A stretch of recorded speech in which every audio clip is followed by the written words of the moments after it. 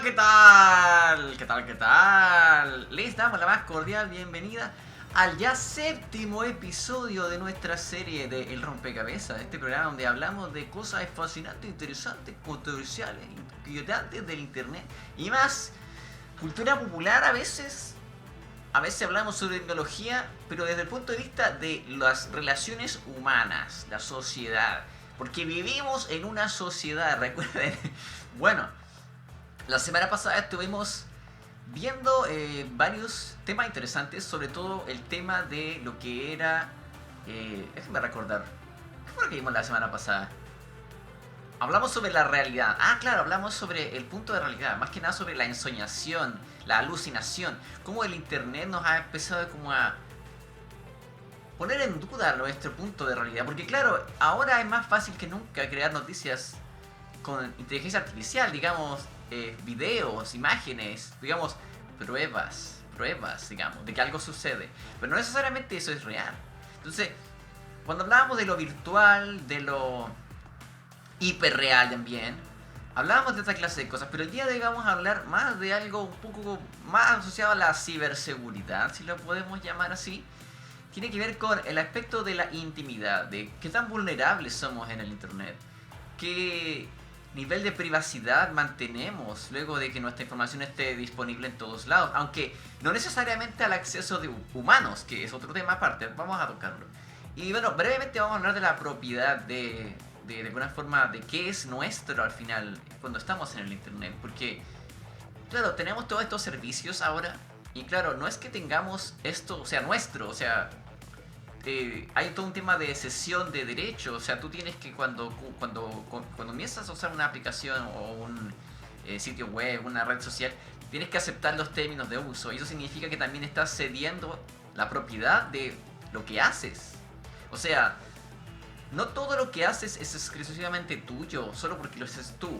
Como sucedía antes, las obras originales antes inmediatamente eran de autoría de la persona que la hacía. Digamos, en el sentido de que existía el derecho derechos morales sobre tus obras. Pero ahora, ¿qué tan nuestras son nuestras actividades o videos o interacciones o comentarios en el internet? Bueno, vamos a dejar eso planteado al final. Es para un tema aparte porque es un tema bien amplio. Pero ese es el gran como plot summary, el resumen que tenemos para el día de hoy. Vamos a ver a continuación la pantalla y vamos a ver el tablero principal. Un segundo, vamos a mover la música porque está un poco alta. Ok. Revisemos que todo esté en su boca. Nice. Muy bien, ok. Intimidad, privacidad y propiedad.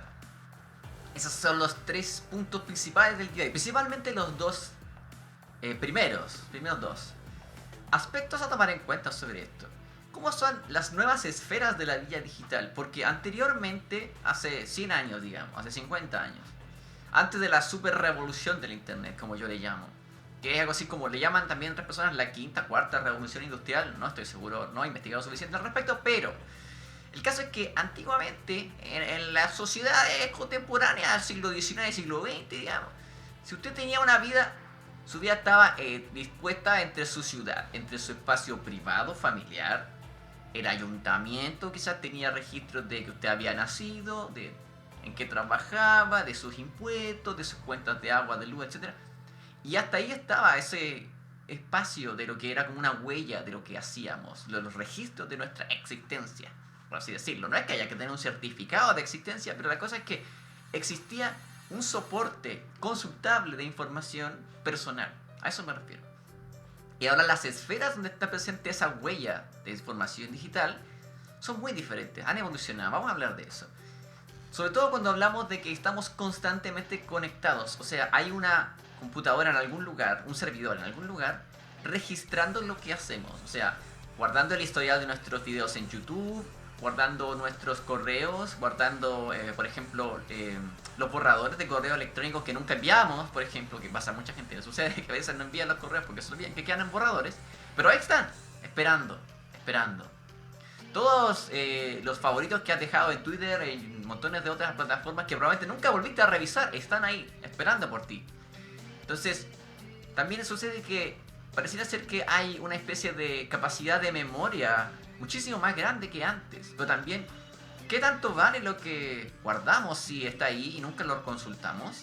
Pero al mismo tiempo, tenemos más registros de lo que hacemos en un día de lo que teníamos hace mucho tiempo. O sea, en un día tú recordabas que habías almorzado fideos quizás, habías visto El Señor de los Anillos, habías ido a visitar a tu amigo y habías sacado a tu perro a pasear. 4 cosas.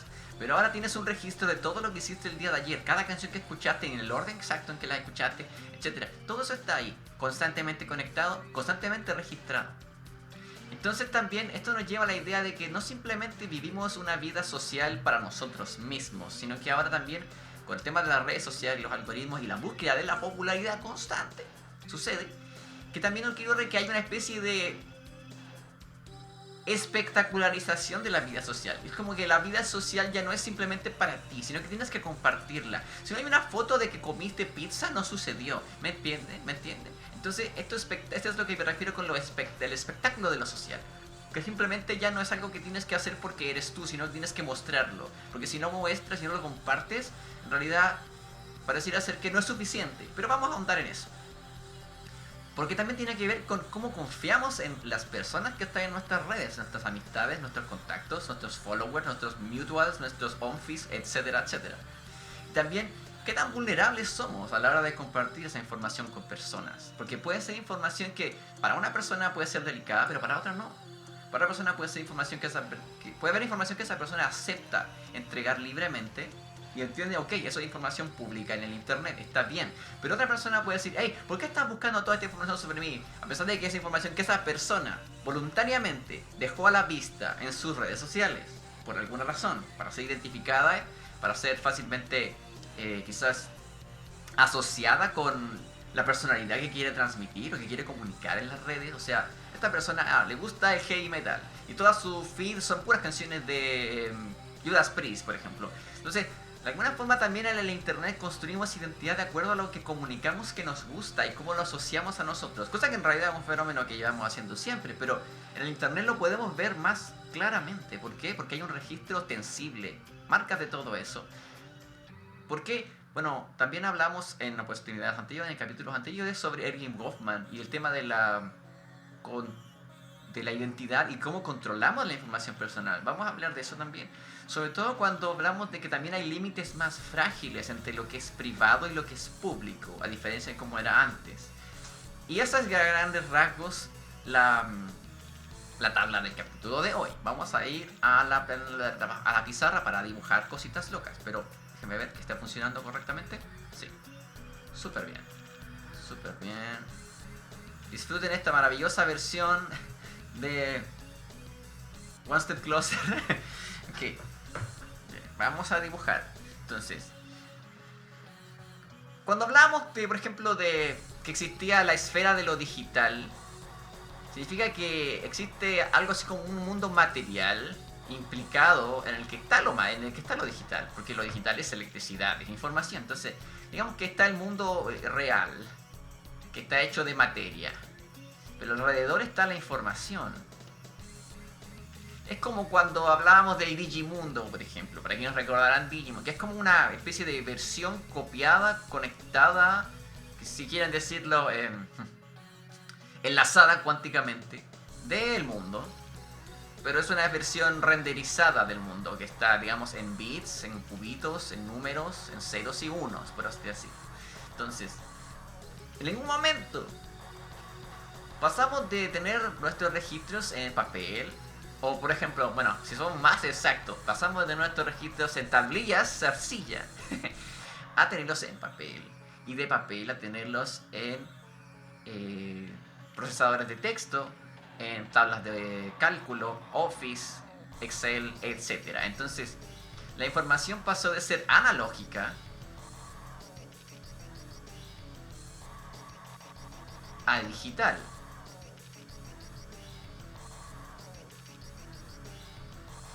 Algunas personas, quizás un poco más suertudas desde el punto de vista de lo que voy a decir, recordarán que hubo una época, hace décadas, en que tú podías consultar la guía telefónica de toda tu ciudad y sabías exactamente el número de tu mejor amigo, incluso sin saber dónde vivía.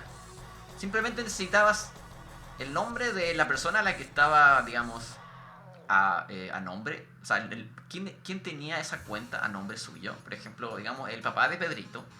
Si sabías el nombre del papá de Pedrito y sabías el apellido de Pedrito, podías buscar en esa agenda tremenda de páginas amarillas o de páginas grises el número y encontrabas no solamente el nombre de la persona en esa lista, su número telefónico, sino además su dirección personal. Es decir, su domicilio. Que me imagino que hasta hace unas décadas tenía una utilidad, pero ahora lo podríamos ver como una transgresión de la vida privada. ¿Por qué? Porque incluso en esa época tenías que pagarle a la compañía de teléfonos una suma adicional, no significativa, pero tenías que indicarle, quiero que mi número sea privado, no quiero que aparezca en el directorio telefónico. O incluso también sucedía después, más adelante cuando llegamos a tener teléfonos más inteligentes, no estoy hablando de smartphones, no, pero teléfonos con identificador de llamadas, que tenían pantalla y te identificaban el número de quien te llamaba. Incluso podías pedir que tu número no apareciera en los identificadores de llamada. A pesar de que no estaba tampoco en la guía telefónica, si alguien recibía una llamada tuya, no iba a poder saber tu número. Ahora, los celulares, los teléfonos móviles, tienen que identificar esos números siempre. Y bueno, también ayuda y permite, entre otras cosas, que distingamos una llamada de spam, incluso números que pueden ser estafas, etcétera, o incluso números comerciales que podemos identificarlos más rápido. Que desde cierto punto de vista es útil, claro que es útil, porque te permite saber discernir con mayor precisión y menor tiempo si la llamada es urgente o no, por supuesto. Pero por otro lado también sucede que, como hicimos esta transición entre lo analógico y lo digital, la gente empezó a perder el hábito de recordar los números, simplemente porque, bueno, el computador se hace cargo de guardar el número por mí. Entonces también un cambio a nivel de nuestra vida social, y eso es a lo que me refiero con las esferas de la vida digital, que ahora es ya como de perogrullo, que si tienes un teléfono y le envías tu número a alguien, esa persona va a poder consultarlo en la medida en que tenga acceso a sus contactos sincronizados en Google, a su libreta del celular, incluso a su tarjeta SIM. Entonces, ese paso no es algo que podemos pasar inadvertido.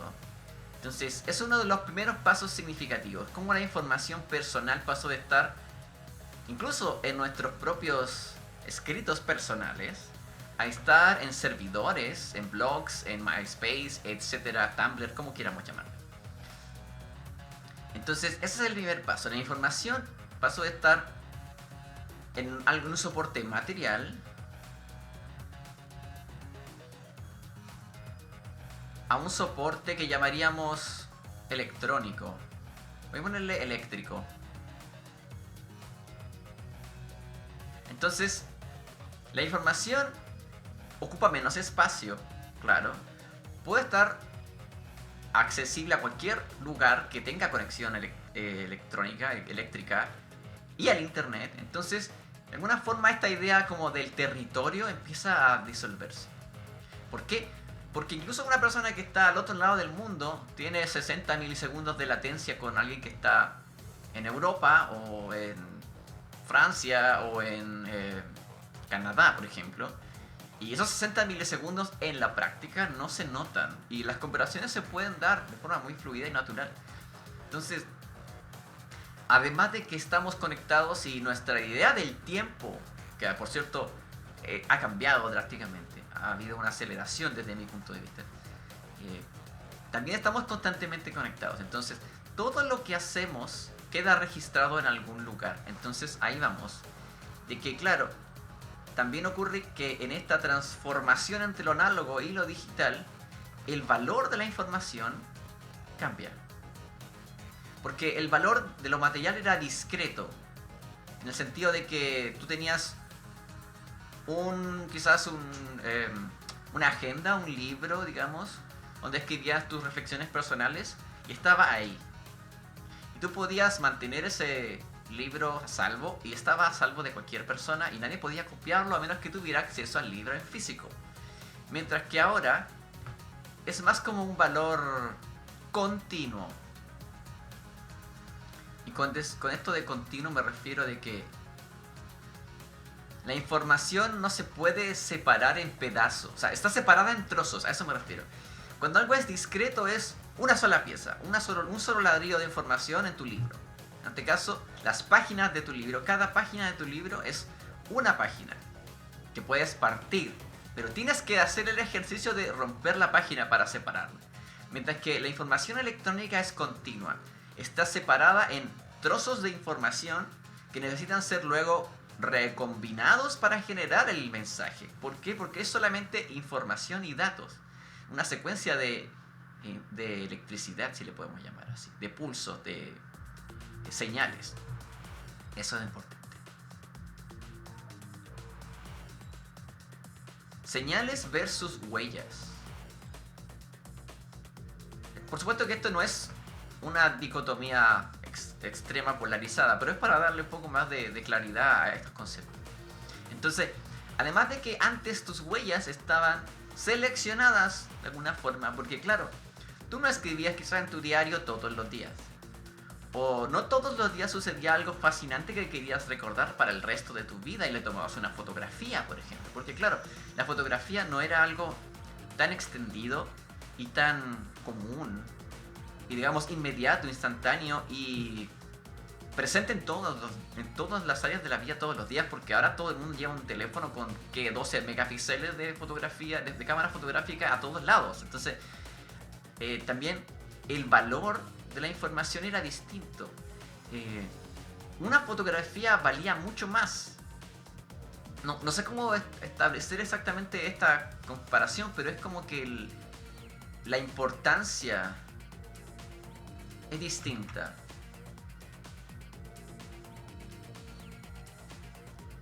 Importancia y la escasez. Versus la trivialidad, digamos. Y la abundancia.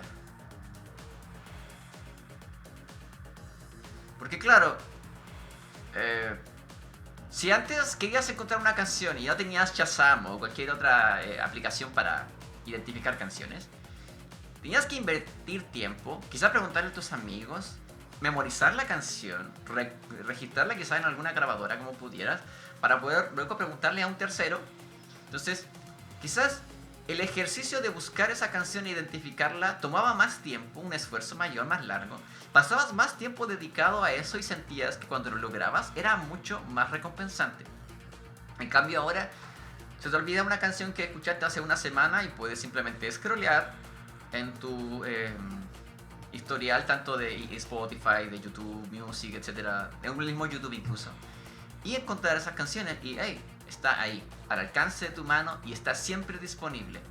Disponibilidad.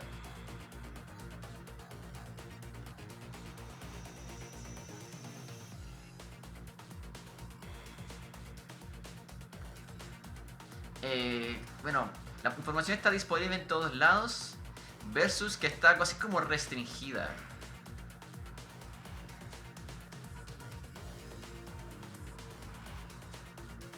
Claro, porque la información antes estaba almacenada quizás en un libro de cuentas o en un archivo en el ayuntamiento, en el registro civil de identidad, etcétera. Y ahí estaba esa información. Y la única persona que tenía acceso a esa información era quien trabajaba en esa oficina. Y por extensión el estamento correspondiente, etcétera, la organización, institución, etcétera. Pero digamos que esa información estaba ahí y no podías necesariamente llegar y copiarla y mandarla por miles de lugares, almacenarla en otros espacios y luego volver a intercambiarla e incluso generar, además de eso, plusvalía a través de la administración de esa información y datos personales. Entonces, eso es uno de los temas, sobre todo cuando hablamos de estar siempre conectados, de que también todo lo que guardamos es más trivial que antes, porque claro, antes guardábamos detalles y quizás olvidábamos mucho más que ahora. Pero ahora como todo está siempre disponible, incluso ejercitamos menos la memoria. ¿Por qué? Porque basta con consultar y ya sabemos lo que hicimos. Y también nuestra conciencia ha empezado a integrar el hecho de que las calculadoras, de que los anuarios, de que los calendarios están siempre disponibles y que no tenemos que acordarnos de qué vamos a hacer en 3 días más porque tenemos la posibilidad de consultar Google Calendar y ver qué va a pasar en 2 días y a qué hora, y de alguna forma delegamos todo eso. Es, a decir verdad, un asistente útil. Yo considero que es útil, pero por otro lado creo que también tenemos que poner a la vista eso de que antes confiábamos más en nuestra memoria y teníamos otros métodos de mnemotecnia, de memorizar detalles, desde el cumpleaños de tus amigos hasta la talla de zapatos de tu mejor amigo, etcétera, o cosas por el estilo. Si necesitas comprarle un sombrero a alguien, te sabías la talla de sombrero de esa persona, pero lo tenías escrito en algún lugar y de alguna forma tú podías sentir o tocar, era ostensible, esa información era algo que tú podías percibir, sobre todo cuando hablamos también de la memoria en lo que es los registros físicos. Por ejemplo, la fotografía también antes era física, estaba en un rollo. Las películas estaban quizás en VHS, tú podías sentir el VHS, tenía un peso en tus brazos, digamos. Y eso también cambiaba nuestra relación a un sentido capilar, en el sentido de que podías sentirlo, podías registrarlo con tus sentidos, y eso es lo importante, porque tiene mucho que ver con la economía de los sentidos. Ahora vamos a hablar de el factor de lo social, porque de lo social a lo personal hay límites, digamos. Entonces, digamos que esto es lo individual. Y aquí volvemos sobre las esferas. Lo individual, lo privado o lo familiar, que dependiendo de, del criterio de cada persona puede o no ser igual, porque hay gente que considera que su vida privada y su vida familiar no son lo mismo, hay gente que las incluye. Vamos a hacer que pensar que es una sola. Luego vendría quizás el espacio laboral, digamos, de la familia,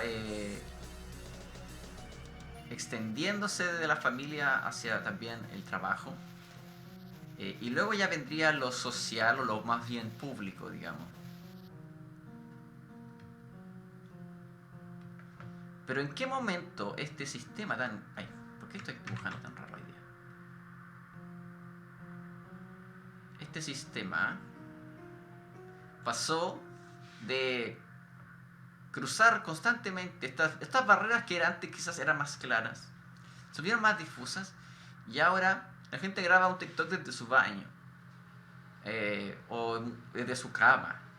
Cosa que no estoy haciendo un juicio de valor, estoy haciendo un comentario sencillamente de que antes quizás no mostrábamos espacios dentro de nuestros hogares, no exponíamos esa parte de nosotros, pero ahora todo se trata de que cada momento de tu vida estás conectado. Entonces, a eso vamos con el concepto de lo espectacular.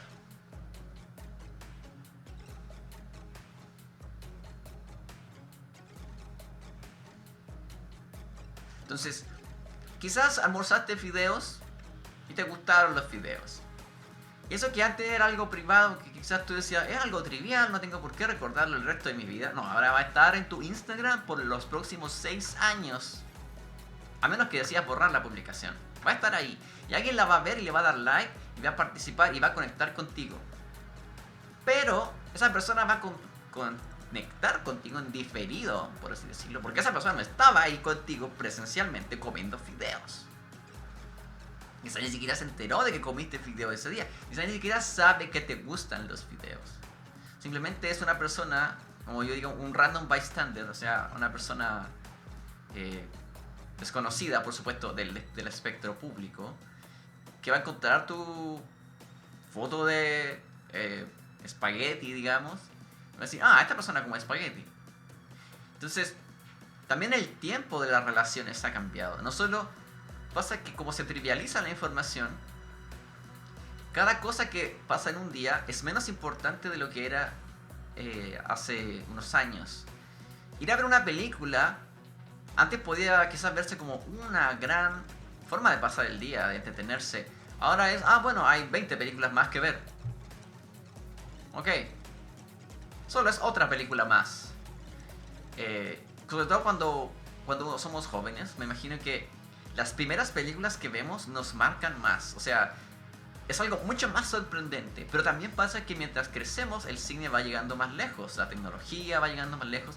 Y pareciera ser que a veces vemos historias retroactivamente. O sea, por ejemplo, un buen ejemplo esto es Dragon Ball Z, por ejemplo. Que para estándares contemporáneos, la animación de Dragon Ball Z no es tan sobresaliente. Pero si la viste cuando tenías 12 años, probablemente marcó tu vida.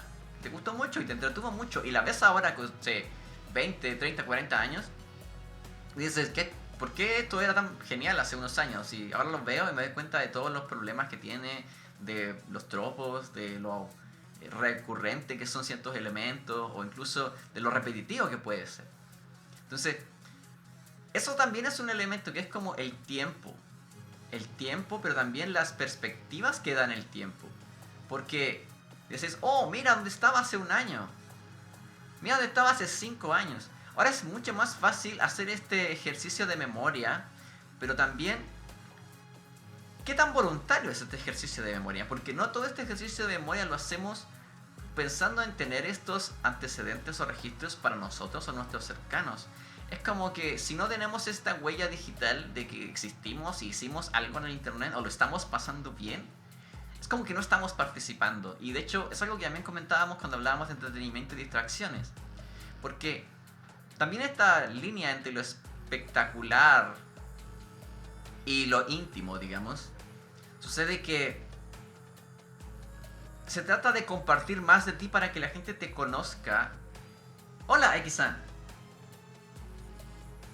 Son muchas elecciones. Ahora uno termina viendo algo que ya vio antes. Claro.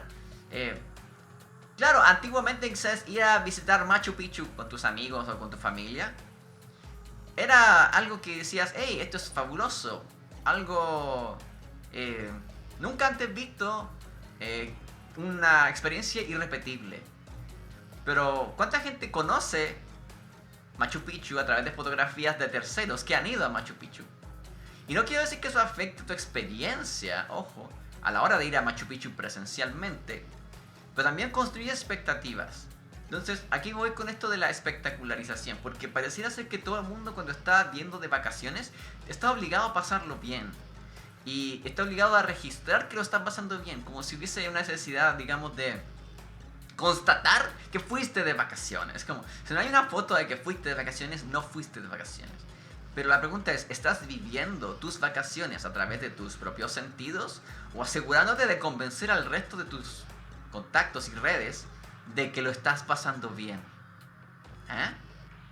A eso vamos con lo de espectacularización de lo social. Porque ahora tu vida ya no es solo tuya, para ti, para tus cercanos, sino que tienes que constatar que estás ahí, porque de lo contrario pareciera que tu experiencia y tus emociones, tus vivencias, no importan. Y eso es drástico. Vamos a continuar con esto. Sobre todo cuando hablamos de esto y de las diferentes esferas que mencionamos aquí, también hablamos de que hay distintos niveles de confianza entre estos espacios. Así como que describí anteriormente, hay gente que puede confiar más en su familia que en sus compañeros de trabajo, por ejemplo. Eso es válido. Dependiendo de qué relación tienen también. O hay gente que puede confiar más en perfectos extraños en el internet que jamás han visto para hablar de elementos traumáticos de su vida, de experiencias difíciles de contar, porque claro, esa persona probablemente no va a volver a verte, no sabe dónde vives y no puede hacer nada con esa información más que escucharte. Y eso también habla un poco como de las ventajas, desventajas y problemáticas, digamos, de lo que sería el anonimato en el internet. Porque claro, tú puedes tener una conversación anónima con alguien que probablemente quizás no vas a volver a ver jamás, y hablarle de cosas que quizás no le compartes a nadie porque sabes que esa persona no va a poder ejercitar ese poder al conocer sobre ti, porque en el momento en que tú desaparezcas de su vista, la probabilidad de volver a encontrarte o de volver a identificarte se esfuman. Puede que esa persona jamás vuelva a encontrarse contigo. o tú con esa persona, o ambas personas se olviden mutuamente y el ejercicio de haberle contado esto tan íntimo y delicado a esta persona solo exista en el espectro de tu memoria y de cuánto esa persona compartió contigo y qué tanto la conversación ayudó quizás a ti a procesar esa emoción y esa experiencia. Pero también habla del punto de vulnerabilidad, y eso es el siguiente elemento.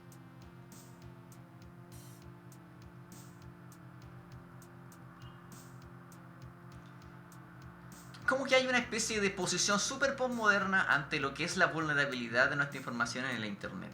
Porque antes, que las personas supieran tu nombre era incluso algo que estabas buscando constantemente. ¿Por qué? Porque así te conocían, sabías quizás en qué colegio estabas, tenías oportunidades de trabajo incluso porque te encontraban más fácilmente. O sea, sabían de ti, sabían a qué te dedicabas.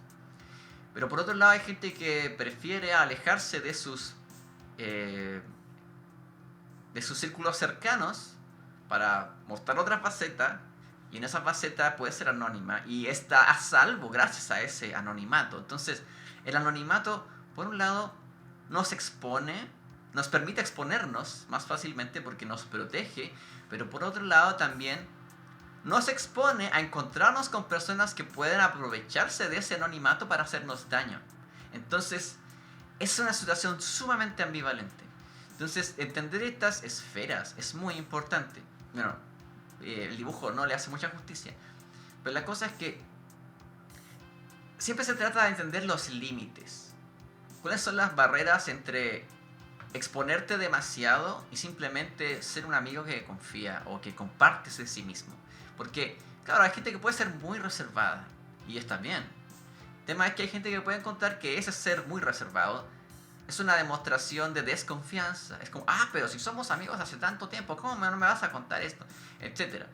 Entonces, es algo que va a cambiar mucho con las culturas de las personas, las edades, las experiencias de las personas van a definir esa confianza.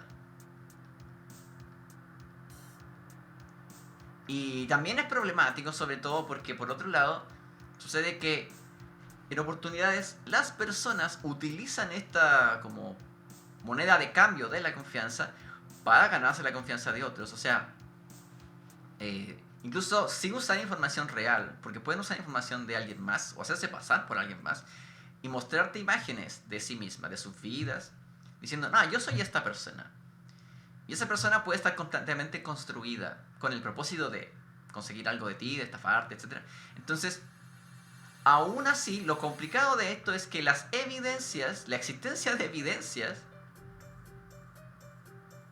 no es equivalente a qué tan genuinas son las evidencias. Porque tú puedes construir muchísima información de forma artificial o puedes sacarla de contexto.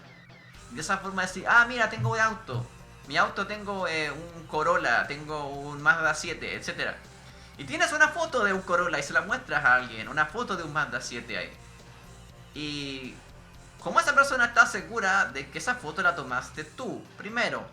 Segundo, ¿qué hace que el auto al que le tomaste la foto sea de tu propiedad? No importa, tú basta con que tengas una cámara, puedes tomarle una foto y capturas ese auto. Y ahora puedes decir, es mío. ¿Ya que te puede creer? Entonces, por eso hablamos de que estos límites son más frágiles.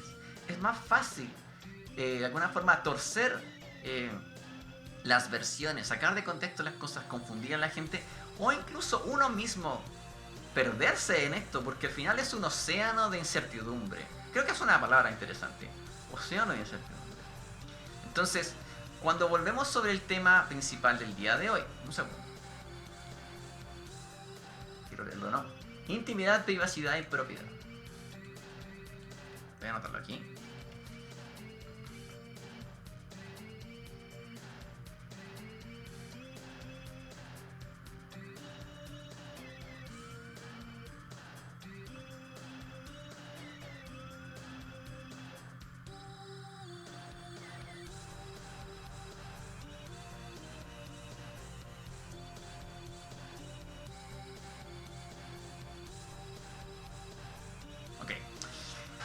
Intimidad entendiendo como, hay cosas que no tenemos que contarles a todos Una cosa que por otro lado también sucede en el internet es que ahora existe esta nueva jerga para referirse a cuando alguien habla de su vida o de sus problemas, el trauma dumping. Pienso que independiente de que es una forma clara de transmitir lo que quieren decir, de representar lo que significa, por otro lado también parece ser que gana como un elemento negativo, digamos, de que como si estuvieras tirando a la basura cosas que nadie quiere. En realidad, eso se trata también de tener amistades, o sea, poder ser vulnerable, poder contarle a tus amigos lo que te pasa y que la gente te escuche, te atienda, te ayude, digamos. Eh, Ser vulnerable no debería ser algo por lo que sentirse avergonzado. No deberíamos avergonzar a la gente por tener problemas y querer compartirlos, porque, bueno, después de todo, de eso se trata ser amigos, me imagino. O sea, poder compartir el peso de las experiencias y ayudarse mutuamente. Compartir experiencias y crear oportunidades también. Entonces, eh, estamos en una situación en la que los valores de lo que es íntimo, privado y público son muy borrosos. Entonces, lo que para una persona es privado, para otra puede ser algo completamente público. Y eso es un asunto que creo que vamos a hablar con más detalle en el próximo programa, que vamos a hablar sobre, en este caso, los derechos de imagen. Pero en el capítulo de hoy eso podría ser demasiado complicado. Entonces, en algún lugar, toda esta información de todo lo que hacemos en un día se está registrando. Puede que no sea de acceso humano, o sea, no haya una persona, como muchas veces se hablaban en estos muchos chistes sobre tener un agente del FBI personal escribiendo todo lo que haces y registrando todo lo que ves y espiándote constantemente. Yo he tenido esas conversaciones con amigos y la verdad he llegado a la conclusión de que es muy difícil y muy poco sustentable en el futuro que haya una persona espiando a cada persona. Porque eso genera un problema de distribución de la mano de obra. Entonces, en algún momento van a haber espías haciéndose contraespionaje entre sí. Y van a haber más personas espiándose entre sí que personas viviendo vidas. Y eso es problemático. Entonces yo llegué a la conclusión de que por una cuestión de de conservación de la energía, así le podemos llamar, en el futuro la vigilancia va a ser a través de agentes de inteligencia artificial. Entonces, todo lo que hacemos está registrado, sea o no que esté relacionado con nuestro perfil individual. Ojo, porque la información se almacena de muchas maneras. Se almacena, por ejemplo, asociada a una dirección IP, asociada a un perfil, asociada a un correo electrónico, asociada a un perfil de redes sociales, asociada a un número telefónico, asociada al nombre y muchas veces también asociada a la identidad del ordenador que estás ocupando, que es otra cosa más complicada todavía. Les voy a contar un ejemplo curioso que me permitió irme interiorizando en cómo esto sucede. Yo lo empecé a observar analizando cómo los televisores de mis amigos reaccionaban cuando yo ponía videos desde YouTube con mi teléfono. En este caso, me percaté de que bastaba con que yo me conectara a la red Wi-Fi de mi amigo, digamos, para que el televisor de mi amigo, que ya había tenido interacción con mi algoritmo, con mi cuenta, porque yo había agregado un video desde mi cuenta a la lista de reproducción de ese televisor, bastaba con que yo me conectara al Wi-Fi para que el televisor de nuevo me sugiriera videos que solo yo había visto en YouTube, que mi amigo quizás podría querer ver, estaba interesado quizás en verlos, pero eran sugerencias basadas en la interacción de ambas personas y ni siquiera teníamos que estar conectados como amigos en Google Plus, que alguien jamás usó eso, o algo por el estilo. Bastaba con que la IP o la identidad de el teléfono interactuara con el televisor a través del internet. Solo eso bastaba. La información estaba, digamos, preparada para hacerlo más sencillo, más fácil, aunque no tuvieras ni siquiera que ingresar que somos amigos, simplemente por el hecho de tener contacto o estar cerca. Los algoritmos están constantemente dialogando entre sí, los algoritmos de nuestros cercanos amigos, y las personas con las que nos encontramos y las personas que nos rodean. Entonces, uno de los grandes ejemplos con lo que podemos tratar sobre el tema de la vulnerabilidad en materia de esto es sobre el ejemplo de Pokémon GO. Mucha gente no lo recordará, pero Pokémon GO resultó que terminó siendo una estrategia de la CIA para obtener información y conseguir que la gente fotografiara lugares y generara un mapeo del planeta casi completo. Y es un éxito. De hecho, al tipo que se le ocurrió esa idea lo condecoraron y todo. O sea, es real, no es una conspiración. Entonces, todas las personas que estaban cediendo esos datos permitieron que ellos entrenaran una IA, entrenaran un programa con la capacidad de recordar e identificar lugares inmediatamente. O sea, en el futuro una cámara va a poder ver una imagen de una esquina de la cuadra de al lado, etcétera, de la botillería de la esquina, etcétera, y va a saber inmediatamente en qué país está. Y creo que tal vez GeoGuessr también funcionó así en algún momento. No quiero decir que sea así, pero lo que me refiero es que es básicamente el mismo troubleshooting. Es como la misma solución de problemas. El caso es que si tienen una IA que puede resolver todos los desafíos de GeoGuessr a través del input que otorgó los usuarios de Pokémon GO, ¿cuál es el paso siguiente? Voy a revisar el siguiente comentario. El tema es que la vigilancia no tiene por qué ser constante. Como señalas, la privacidad como tal se ha vuelto más difusa. La gente ha vuelto lo privado y lo íntimo en público. Ahora solo basta saber usar una red social a nivel usuario para doxear a la mayoría. Se vuelve aún más peligroso cuando la gente abandona ciertas redes y dejan sus cuentas botadas. Ah, sí, también, es como los fantasmas de internet. Bueno, vamos a hablar de la teoría del internet muerto en otro momento. Lo hemos hecho en el pasado, es interesante. Pero en este caso es más que nada que es muy fácil construir o incluso reconstruir una cuenta falsa. O sea, puedes descargar las imágenes de Instagram de una persona, de otra persona, y hacer un perfil basado en esa persona y hacer esto como de robo de identidad. Eso ha pasado. Conozco personas que han sufrido intentos de estafa a través de eso. Y además de eso es que la gente también tiene diferentes niveles de, digamos, como literacy, digamos, de conocimiento sobre cómo son las redes. Muchas redes son muy, muy vulnerables. Entonces, es muy fácil encontrar suficiente información sobre una persona para identificar su perfil personal, encontrarla quizás en LinkedIn, encontrar sus reseñas en Google Store, digamos, en la Play, quiero decir, en la Play Store, etcétera, y encontrar y conectar los puntos y y claro, como describe Hedencraig, doxear a una persona es más sencillo que nunca porque las huellas que dejamos son ubicuitas, están en todos lados, en todo momento hay algo que se está registrando, sea que lo esté notando o observando un ser humano o no.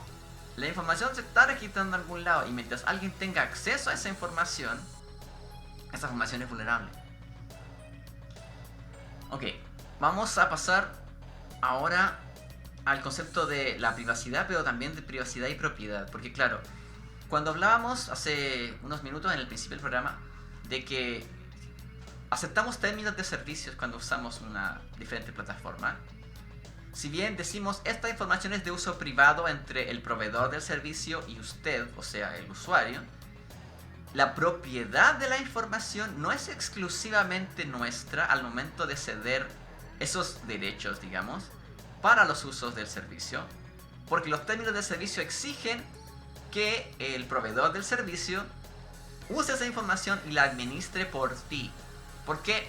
Porque de lo contrario tendría que estarte pidiendo permiso para copiarla en el servidor, para enviársela a Felipe, a tu amigo Juanito, Rodrigo, María, Clara, Rosario, y mandarle esa imagen y decir ya, usted acepta que su foto sea copiada en el celular de la otra persona para que aparezca en el perfil de su perfil, digamos, representándolo a usted, porque al final esa misma imagen, que en este caso, digamos, un JPG, un PNG, etcétera, esa imagen que tú tomas de ti, una selfie, etcétera, se copia y está alocada en el teléfono de cada persona que accede desde su teléfono a tu perfil. O sea, la cantidad de copias que se hacen de esa imagen, que es tu imagen de perfil, es equivalente a la cantidad de ordenadores o sistemas que consultan esa información. ¿Por qué?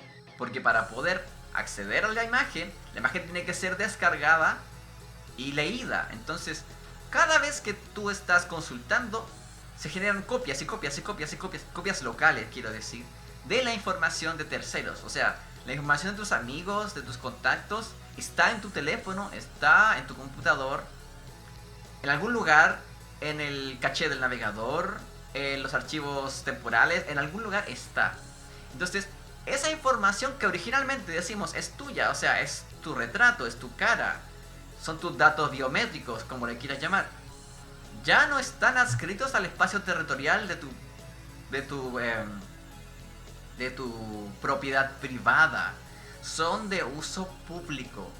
Y no solo de uso público, sino que además llegan a ser de uso privado en el momento en que las compañías deciden vender tus datos. Porque, sobre todo cuando la gente no se da el tiempo de leer todos los términos de uso de las plataformas, sucede que tú estás cediendo una licencia de uso y distribución de esa información para poder ser usada. De lo contrario sería ilegal, entre comillas. Pero en realidad sucede en un espacio muy gris. Por ejemplo, cuando yo hago este programa, si bien yo soy el propietario del canal, pero el video en sí, digamos, los frames que yo estoy enviando a Twitch para que Twitch envíe esto a ustedes en este momento, no son míos, son propiedad de Twitch, pero yo soy el autor. Entonces, hay una especie de cesión de derechos. Y ahí es lo que, bueno, vamos a hablar la próxima semana, sobre todo con el tema de la propiedad y propiedad intelectual. Cesión de derechos. Entonces, tú cedes los derechos de imagen de tu cara al momento de tomarte una selfie. Y mucho más. Y además accedes a que esa información sea replicada en una cantidad potencialmente infinita de veces. Porque por cada usuario que consulta tu perfil, se está generando una copia local de esa imagen en el sistema que usa esa persona para acceder a tu perfil. Entonces, nos volvemos como decía, fantasmas. Como que podemos estar en cualquier lugar del mundo con solo de generar una huella de nosotros. Y al mismo tiempo sucede que no estamos en ningún lado, porque en realidad estar en todos lados significa que nuestra sensación de lo territorial se difumina y genera esta idea de que todo es universal y todo es global.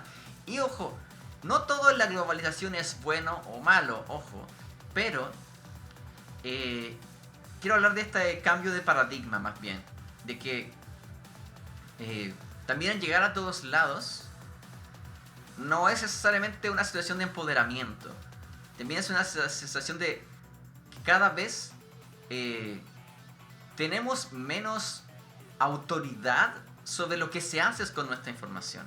Como describí al principio, tú cuando tenías un diario de vida o notas que guardabas en tu closet, en tu escritorio, etc., tú tenías control sobre quienes leían esa información, porque tú podías controlar materialmente que esa información estuviera a salvo. Ahora, solo con el hecho de escribir algo, incluso en tu procesador de texto, incluso en tu celular, en tu teclado, esa información queda registrada como, digamos, en la memoria a corto plazo de tu celular, e incluso luego es usado para que tu autocorrector corrija mejor las palabras que usas. Entonces, todos los inputs, todas las huellas, todas las actividades que estamos haciendo quedan almacenadas en algún lugar, y eso es un problema a largo plazo, porque hay muchísima información que es inútil, es improcedente, es basura. Y no lo digo en un sentido negativo o haciendo un juicio diciendo que lo que hacemos en internet no es útil, pero hay mucha información errada. Muchas veces subimos algo y luego lo borramos, y luego lo subimos de nuevo. Y que tú lo subas de nuevo no quiere decir que la versión anterior desaparezca. Aún está en algún lugar, en un disco, en un servidor, solo que ya no está disponible dentro del sitio web para que un tercero, un usuario, la vea. Pero no desaparece de inmediato. Entonces, todos esos ensayos y errores, toda esa información trivial, se almacena en algún lugar. Y tarde o temprano alguien va a destruirla, me imagino. Pero eso puede tardar años. Y bueno, esto es algo que se menciona como un problema, y lo menciona el videojuego Metal Gear Solid 2. Cuando hablamos de la IA de GW, en este caso la inteligencia artificial de GW, que habla con Raiden y le dice, hey, los seres humanos generan un montón de información basura todos los días y alguien tiene que moderarla. Entonces, de alguna forma, este juego se anticipa a este problema, que ahora ya lo podemos ver de forma más clara, ya está aquí, digamos, en nuestras narices, de que estamos guardando mucha información, pero no necesariamente hay una valoración de qué es más urgente compartir, qué es más importante, qué es más útil, qué es más cierto, qué está más comprobado, qué es más válido o qué es desinformación. Entonces es muy fácil que en el futuro la gente caiga en trampas por generar fotografías, pruebas o videos falsos, o sea, falsos en el sentido de que están hechos con inteligencia artificial, por ejemplo, representando quizás una catástrofe, un bombardeo, o incluso un discurso público de una celebridad o de una figura de poder. Y eso es suficiente para que la opinión pública se trastorne, si podemos decirlo así. Independiente de si eso tiene bases o no, porque puede no tener asidero en la realidad, basta con que tenga efectos en la opinión pública para que sea, hasta cierto punto, real. Y eso es peligroso. Y da miedito. Ok, vamos a volver. Ahora vamos a las preguntas. Ok.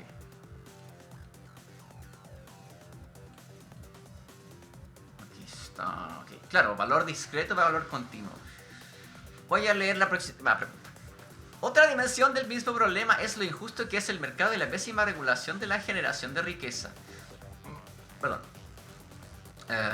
Seguramente hay gente que no le interesa reguardar la reproducción de su propiedad.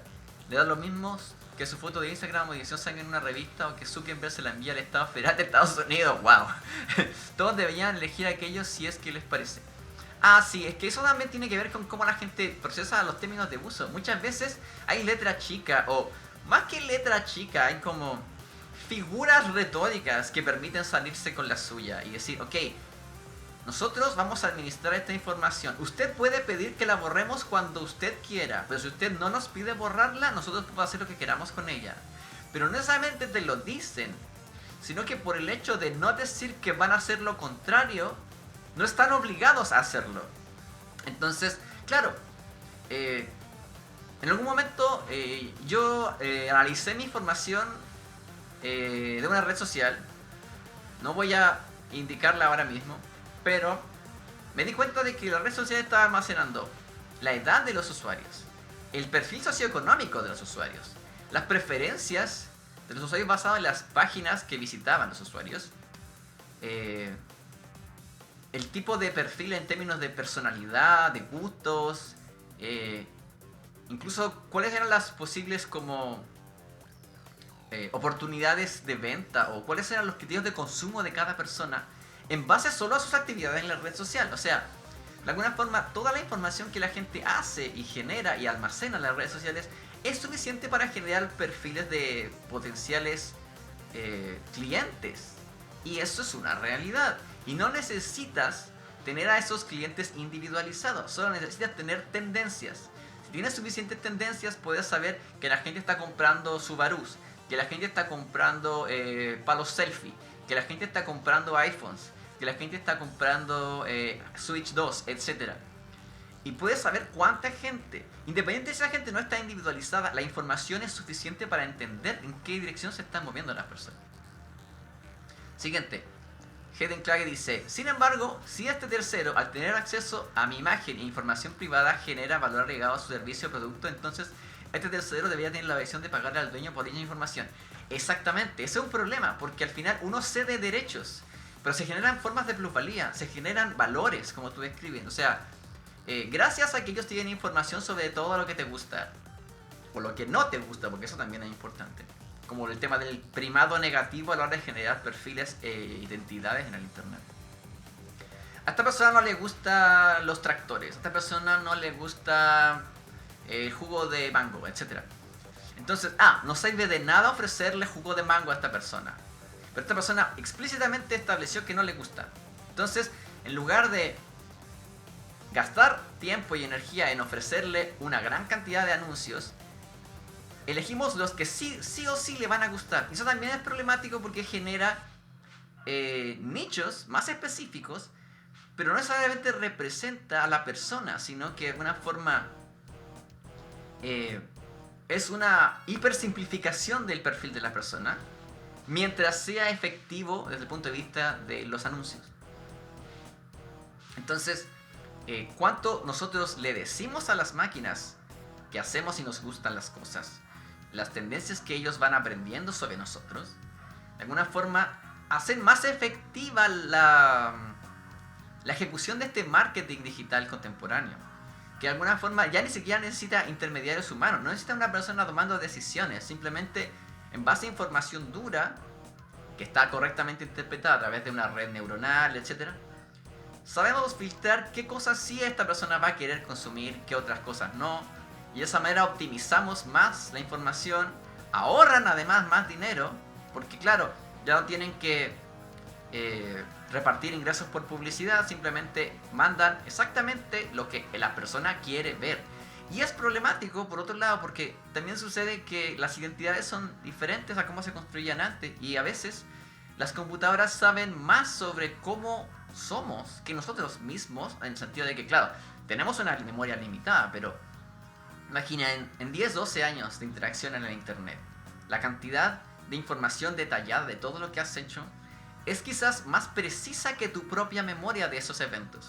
Entonces, de alguna forma, más que generar una jerarquía, genera oportunidades. Genera más oportunidades para que las máquinas nos conozcan. Pero no necesariamente las máquinas toman decisiones informadas sobre quiénes somos. Simplemente asumen en base a cómo nos comportamos. Entonces, pueden asumir bien o asumir mal, da lo mismo mientras genere el resultado que ellos quieren. Bueno, vamos a ir a las preguntas. Ok. Primero que nada, ¿compartimos más detalles o más fácilmente cosas en el internet? A mi parecer, es una respuesta. La respuesta que tengo para esto es bien ambivalente. Porque, por un lado, sucede que si bien compartimos más detalles en el sentido de que hay más información, la resolución de lo que compartimos es mayor. O sea, hasta hace 30 años quizás tener una fotografía en 800 píxeles era lo mejor que podías conseguir en un CSD o en un sensor de cámara digital, digamos, hace 30, 20 años. Y ahora cualquier teléfono tiene una cámara de 12 o 15 megapíxeles base. Que también, por supuesto, aumenta el volumen de la información. O sea, hay más información, más datos, más espacio en el disco, digamos, ocupándose en esa información. Pero por otro lado, también parece ser que las identidades que compartimos son más artificiales. Entonces se genera como una especie de reciclaje. Como que lo que la máquina nos propone son las opciones que tomamos. Entonces al final como que la máquina nos construye más de lo que decidimos individualmente. Entonces tomamos más decisiones nosotros mismos o aceptamos las opciones que nos ofrecen las máquinas.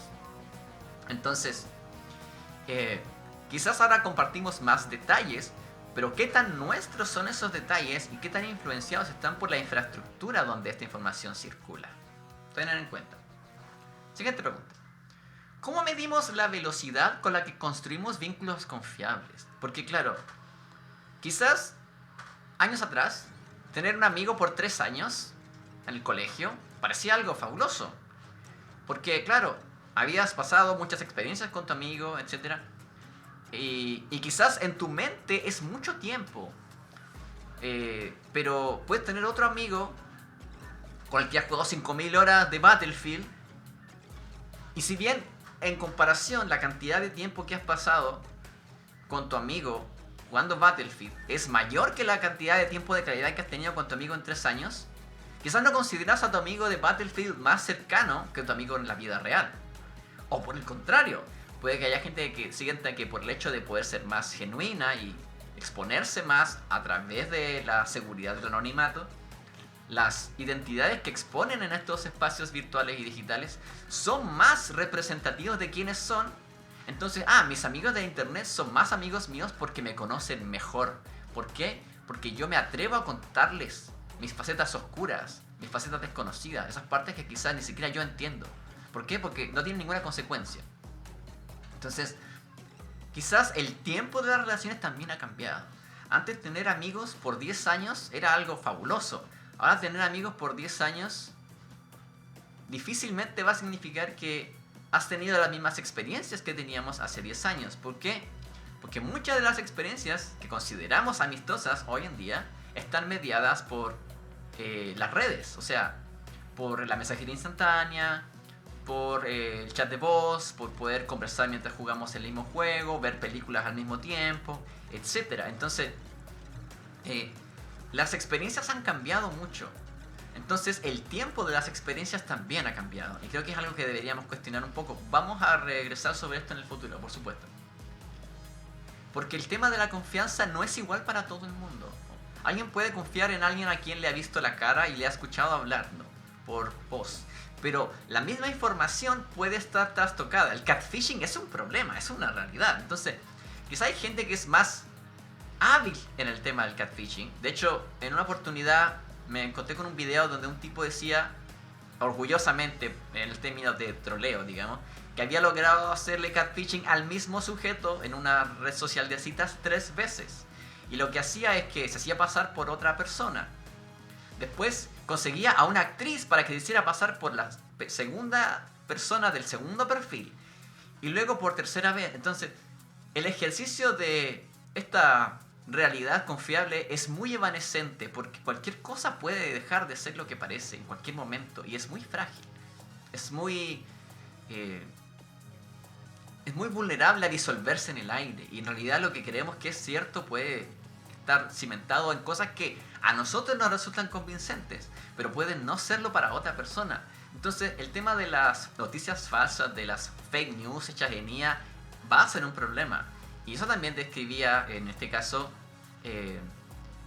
el argumento de Metal Gear Solid 2, específicamente en el final. Porque también se habla de que, claro, ¿cómo los humanos van a saber distinguir entre imágenes falsas y imágenes reales? Imágenes generadas por computadora, imágenes registradas en un lugar real, cuando hemos sido creados y criados en un entorno donde las imágenes también han estado así de manipuladas. O sea, la gente ve películas de acción, películas con imagen computarizada, digamos, donde ve explotar un planeta o un edificio. Y eso también construye el punto de realidad de la gente. ¿Esto es una demolición de edificio creíble o no? Entonces, la gente después, si ve un edificio caerse en la vida real y está 100% convencido de que es real, porque está ahí, porque está viéndolo directamente, claro, dice, esto es un edificio real. Pero si ves un video de ese mismo edificio en las noticias, porque obviamente no estabas ahí, no estabas en donde sea que cayó el edificio, hay un ejercicio casi como de fe, por así decirlo, como de buena fe, de que el video es real. Pero tú no estuviste ahí. Pero si te resulta convincente, es suficiente. Y es problemático, porque la inteligencia artificial en 5 años ha avanzado tanto, que quizás en 5 años más no podamos notar la diferencia. Y la tercera pregunta. Nos detenemos a pensar cuánta de nuestra información o datos personales existen almacenados en los servidores. Y esto es básicamente regresando un poco sobre el comentario anterior, de que hay una huella digital que no podemos medir. O sea, nuestros datos biométricos están registrados de partida en el registro civil de identidad, porque nuestras huellas digitales tienen que estar registradas por usos de seguridad del Estado, me imagino. No soy experto en eso, pero la cosa es, los documentos de identidad, las fotografías de tu documento de identidad nacional, etc.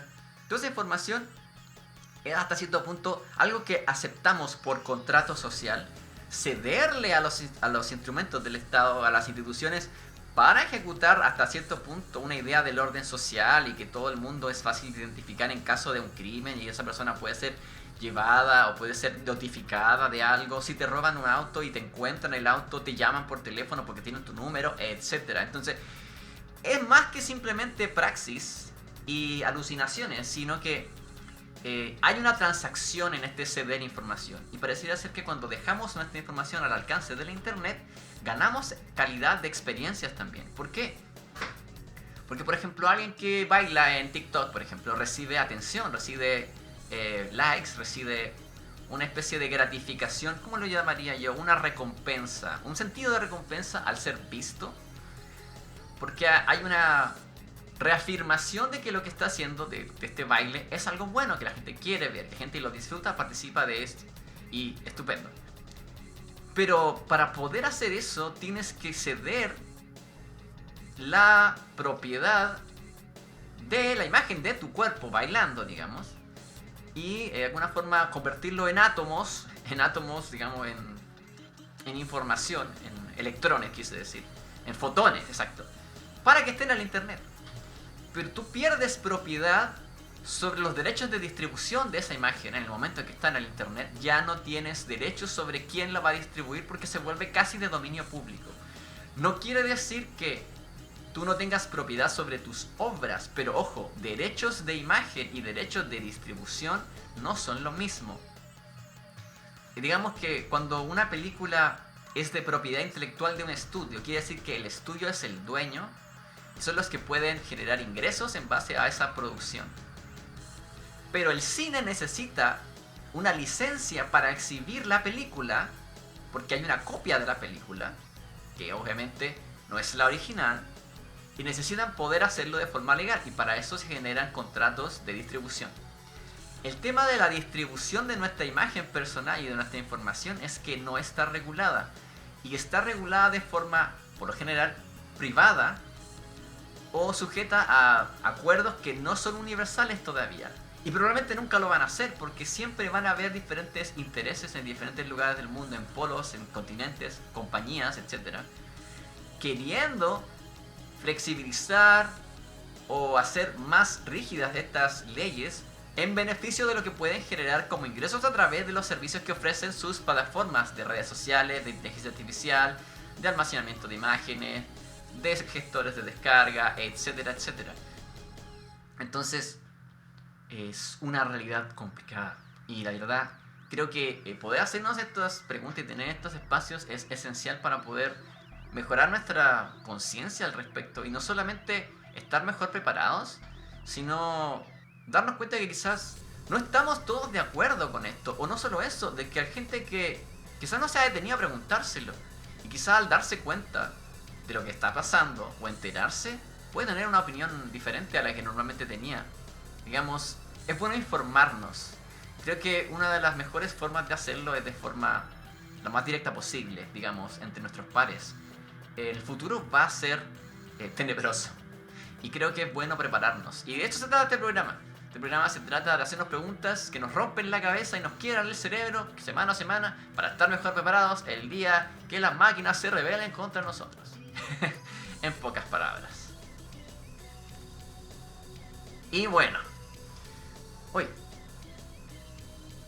Tuvimos drop frames. Ya estamos bien, sí. Y bueno, le agradecemos su atención, su compañía. Desde ya les recordamos que este programa se hace todos los días miércoles.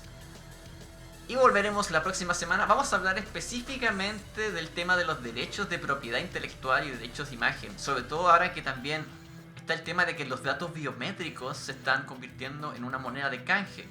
Muchos servicios financieros y bancarios están activando sistemas para reconocimiento facial a la hora de generar tokens de identificación. O sea, ya ni siquiera tienes que usar una password o una contraseña o un PIN.